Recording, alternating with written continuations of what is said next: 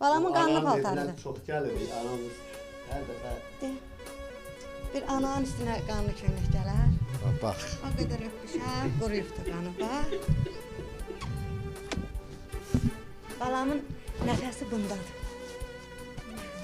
Balamın əyindən çıxarıblar ki, da Emin apara bilmirik, paltarını aparaq, bunlarla yatıraq.